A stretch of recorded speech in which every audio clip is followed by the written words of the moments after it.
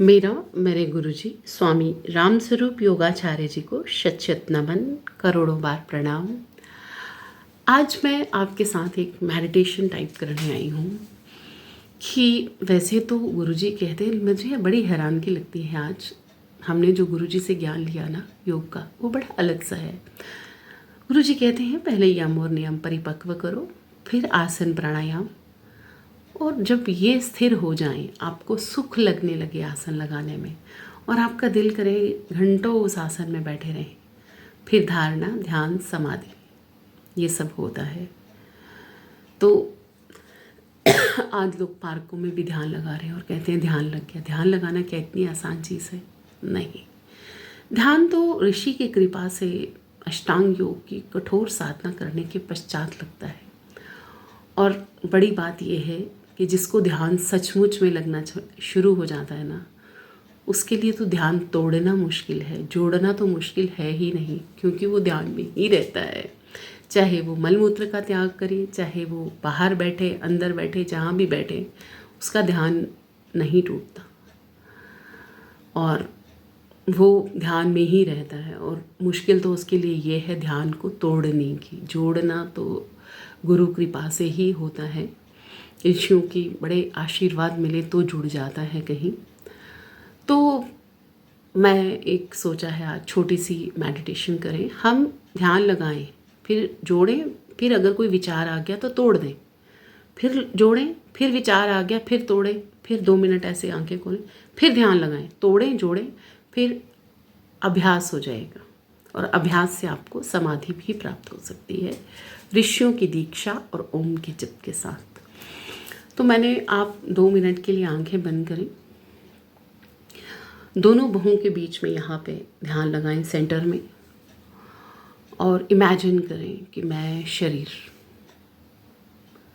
इसमें छोटी सी जीवात्मा, बिल्कुल छोटी सी, बाल की नोक का 100वां हिस्सा, उसका भी 100वां हिस्सा, उसका भी 100वां हिस्सा।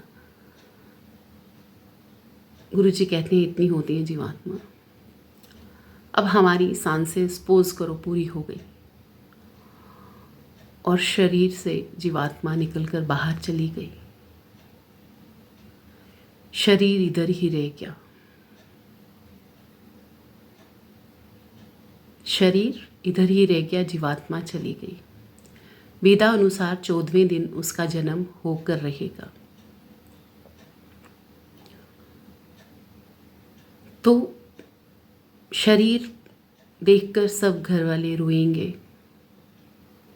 परंतु मेरा प्रश्न है, क्या कोई अपने कर्म इस शरीर को दे सकता है? नहीं दे सकता। क्या आपके साथ कोई मरने को तैयार हो जाएगा? नहीं होगा। अब आप चले गए, लोग कहते हैं ये खाली हाथ गया, देखो इतना धनवान था या इतनी धनवान थी, ये खाली हाथ चले गए। क्या है दुनिया में हर ये सच रोज होता है। लोग मरते हैं, न्यूज़ सुनते हैं हम, मतलब क्रीमेशन में भी जाते हैं, शमशान घाट पर सब कुछ देखकर फिर हमें माया ही प्यारी लगती है और लगता है ये संसार मेरा। अब आप ये सोचें, जो मेरा सोना चांदी इधर ही रह गया, व्यापार की चिंताएं इधर रह गई, नौकरी के अधूरे काम इधर रह गए, जिन्हें मैं सोचता था मेरे बिना पूरे ही नहीं होंगे, वो तब भी पूरे हो जाएंगे। घर इधर ही रह गया, इस घर में कौन रहेगा आप नहीं जानते। क्या होगा? लोग तोड़कर इसको नया बनाएंगे या इसी में रहेंगे, और इस घर की एक एक ईंट आपने अपनी मेहनत पसीने की कमाई से लगाई, बनाई, और आपको लगा मैंने क्या अचीवमेंट की। सोचिए और क्या अचीवमेंट उसमें आपने, अगर तो पुण्य की कमाई से कमाई किया तो बहुत बढ़िया, अगर उसमें किसी का गला काटा है, यानी गला काटने का मेरा ये एक समझ लो, एक मैंने फ्रेज़ लगाया है कि यानी अगर आप नौकरी पे थे तो गरीबों को जो धन आया, कुछ आपने अपनी जेब में रखा, कुछ लगाया, तो जो जेब में रखा वो कर्म आपका भोरे में चला गया। ठीक है?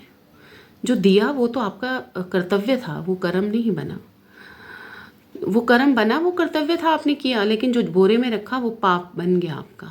ठीक है, व्यापार था, आपने उसमें मिलावटें की, झूठ बोले, सच बोले, सब कुछ किया, वो कर्म भी आपके झोले में चले गए।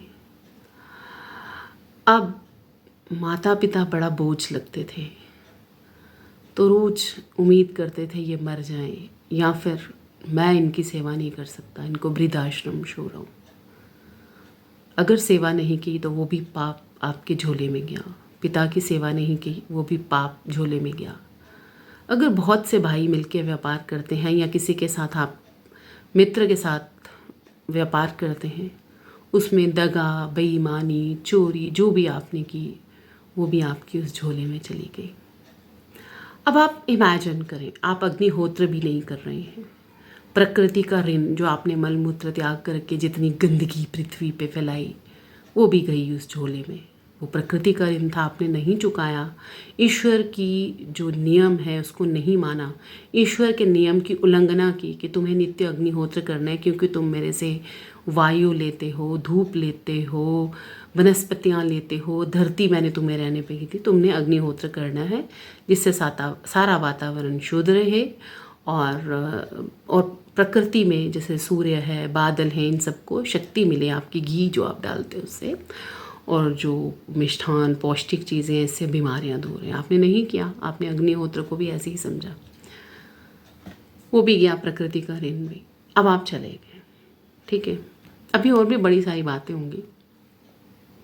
जहाँ जहाँ आपने दुर्व्यवहार किया, लोगों को कटु शब्द कहे, कुछ लोग डायरेक्टली कटु शब्द नहीं कहते, इनडायरेक्टली कहते हैं, वो कहे, किसी का दिल दुखाया, किसी को मारा पीटा, किसी के साथ नौकर है तो दुर्व्यवहार किया, या जो भी आपने किया, वो सारा आपका उस बोरे में आ गया। अब आप चले गए, शरीर इधर है।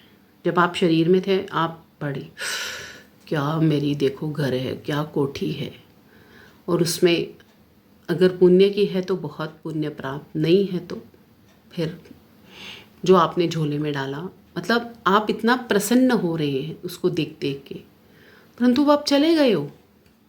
वो आपका घर, मकान, कोठी, बंगला, गाड़ियाँ 4 खड़ी थी बाहर, सब इधर ही रह गया। आपके करोड़ों की बैंक बैलेंस इधर रह गए। आपने एक एक चीज़ इतनी शिद्दत से बनाई थी, सोना, जवाहरात, या जो भी था, रोते रहे सारी उम्र, अच्छा मेरे पास अच्छी अंगूठी नहीं है, पति को तंग किया।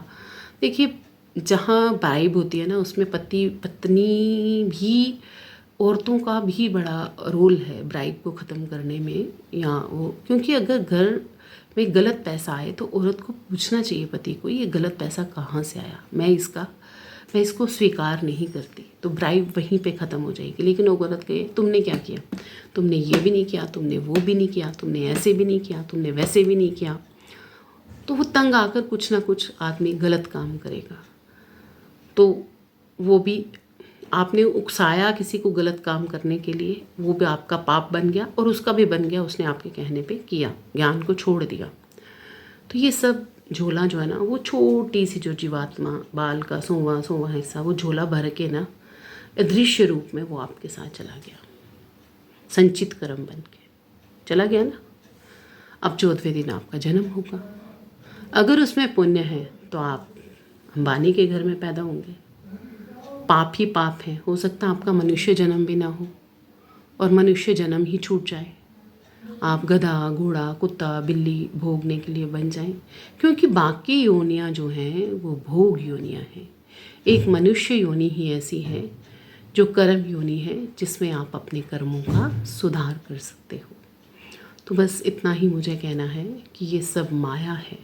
हमें माया से छिन्न होकर शुभ कर्मों को अपने बोरे में डालना है, जिसमें माता पिता, अग्निहोत्र, माता पिता की सेवा, अग्निहोत्र का पुण्य, और बलि वैश्य यज्ञ, चिड़ियों को, कुत्तों को, मतलब जो जीव हम पे निर्भर हैं उनको दाना देना, और इत्यादि जो भी शुभ कर्म है वो आप करें, और उसी झोले को लेकर जाने की आप बच्चों को भी वही संस्कार दें कि वो बचपन से वैसा ही झोला भरें। हर घर में हर प्राणी ये ज्ञान देगा, संस्कार देगा, तो पृथ्वी पर फिर से वेद लौटेंगे, अटल सुख शांति प्राप्त होगी। ओम ओम